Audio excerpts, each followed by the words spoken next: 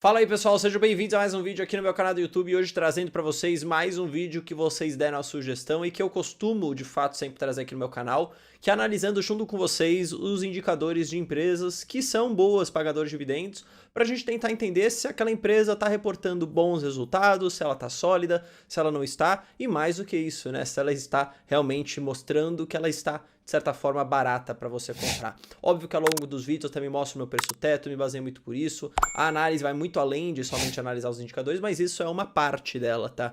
E aí, se você tem dúvidas de, pô, como fazer uma análise completa de uma empresa, o que você tem que olhar, quais ferramentas você tem para de fato analisar, quero dizer para vocês que vou abrir a turma 3 do meu curso de investimentos e a lista de espera para você garantir a sua vaga, que é bem ilimitada, está aqui no comentário fixado. É só você deixar seu nome e seu e-mail lá, que você vai receber as informações quando tiver a primeira aula, que vai ser 100% gratuita para todo mundo.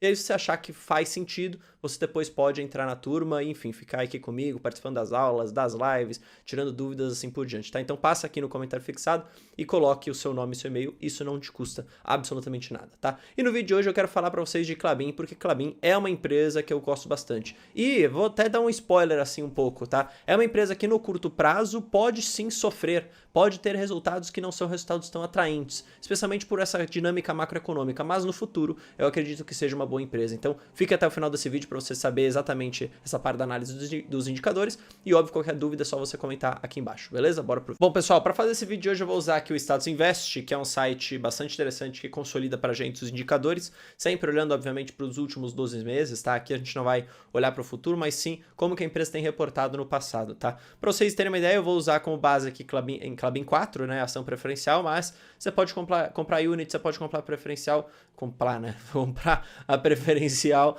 porque não tem nenhuma diferença, tá? A empresa, na verdade, é a mesma e a questão de dividendos também não muda de classe de ações, tá? A questão de payout e pagamento.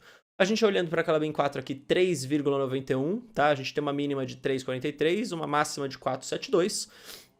E vale lembrar, tá, que aqui o meu preço teto é R$4, então você pode já ficar com isso na sua cabeça também. O dividend yield nos últimos 12 meses até que bastante interessante, tá? A gente sempre gosta de pegar no mínimo 6%, eu sempre falo isso aqui para vocês, sempre tento martelar isso na sua cabeça, aceite 6% como mínimo, quanto mais melhor, e obviamente depois fique sempre olhando a questão do seu yield on cost, que é com base no preço que você pagou. Por isso é importante você sempre comprar atento ao seu preço teto e a preços cada vez melhores. A gente tem uma desvalorização de 10%, basicamente 11% nos últimos 12 meses, e no mês atual caindo 0,5%, tá? Bom, o que eu quero falar para vocês? A gente vai usar aqui alguns indicadores para tentar trazer um pouco à tona essa questão da análise. E falando primeiramente de dois indicadores de valuation aqui que são bastante interessantes para a gente usar e obviamente para a Klabin são bons indicadores para você olhar. O primeiro deles é EV/EBITDA, tá? Basicamente ele dá a noção para a gente de quantas vezes a geração de caixa aproximada da empresa, que no caso seria o EBITDA, seria o suficiente para, enfim, consolidar a empresa inteira, comprar basicamente como se fosse a empresa inteira, tá? Então o EV, na verdade, é o valor ali da firma, né, que é o valor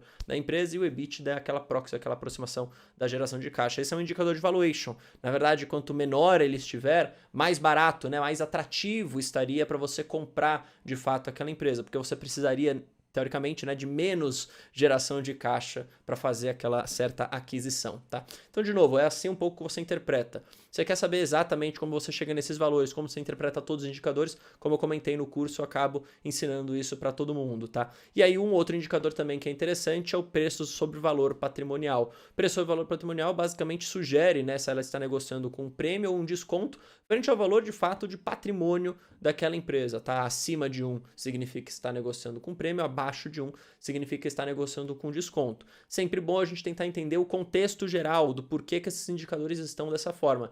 Às vezes a gente pode ter sim uma boa empresa negociando abaixo do seu valor patrimonial, o que pode sim representar uma boa oportunidade, mas às vezes você tem uma empresa ruim, com problemas, com riscos embutidos, negociando abaixo do valor patrimonial. E aí não necessariamente seria uma boa oportunidade para você comprar. Por isso que a sua análise tem que ser completa. A análise dos indicadores é um dos pilares da sua análise, tá? Então, beleza.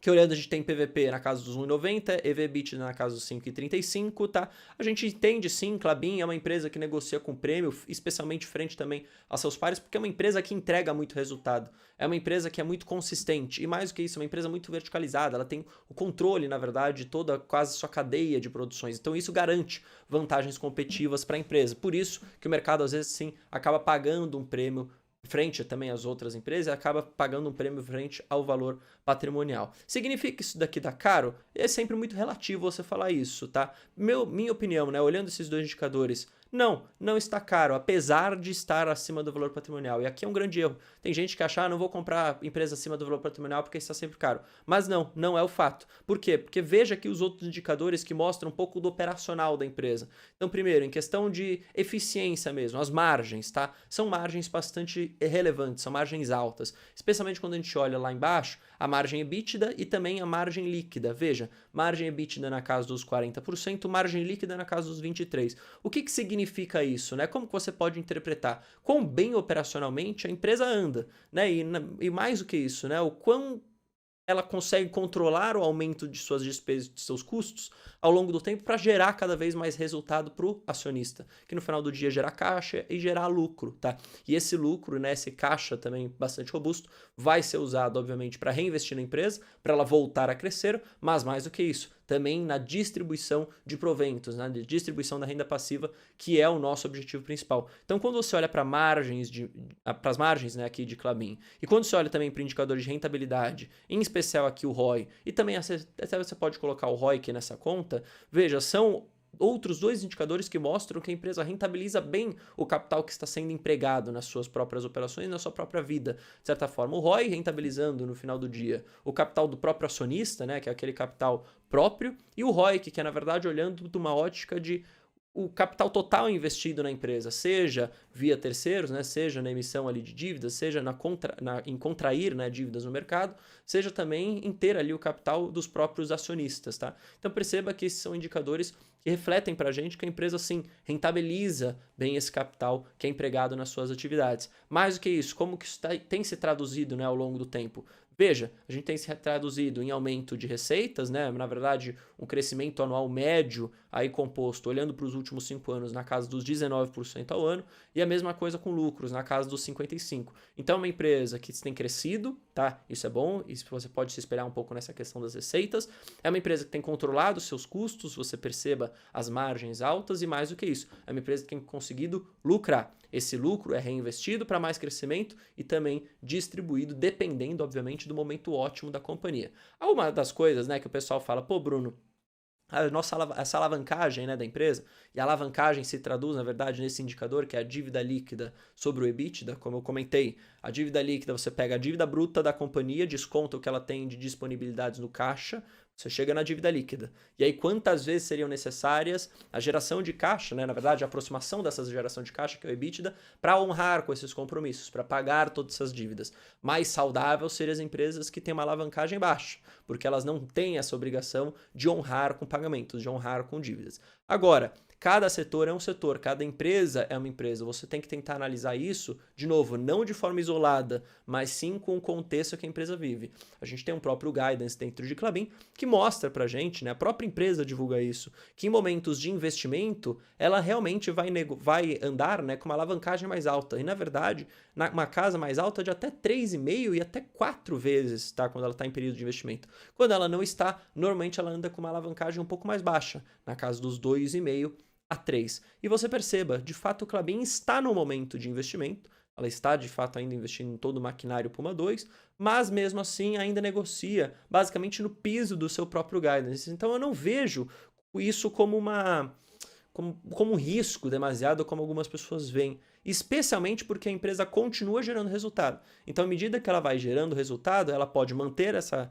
alavancagem constante ou até, de certa forma, melhorar essa alavancagem, né? Crescendo cada vez mais o EBITDA e diminuindo esse indicador de alavancagem que é a dívida líquida EBITDA, beleza? Então, basicamente, esses são os principais indicadores que eu posso olhar para vocês. E aí, fazendo toda a análise também qualitativa e também fazendo todo o cálculo do preço teto, qual que é a conclusão que eu chego com base nisso daqui? É uma ótima empresa, é uma empresa que eu compro, compro é uma empresa que eu acho que está barata e que eu vou colher os frutos lá no futuro, especialmente em termos de dividendos. Não é no curto prazo que a gente tem que olhar. O curto prazo pode sim ter volatilidade, especialmente nessa questão macroeconômica. Mas eu estou olhando aqui em comprar uma empresa que hoje está barata para que lá na frente eu consiga colher todos os resultados. E é exatamente isso que Klabin me mostra. Beleza? Bom, espero que você tenha gostado desse vídeo. Se gostou, não esqueça de deixar seu gostei, isso ajuda demais. E lembrando, pô, coloca seu nome e seu e-mail aqui para participar da turma do meu curso. Eu tenho certeza absoluta que você vai aprender muito lá. E é o melhor curso do mercado, na minha opinião, em termos também custo-benefício. Ou seja, é um valor muito baixo que você pagaria para muita coisa para te agregar e para te ajudar a formar uma boa carteira de investimento. Eu tenho uma coisa para te garantir. Não há nada no mercado até hoje que vai ser tão barato e com tanta coisa como o meu curso. Então coloca o seu nome aqui e eu te vejo lá na primeira aula. Beleza? Tamo junto, até o próximo vídeo. Valeu, falou!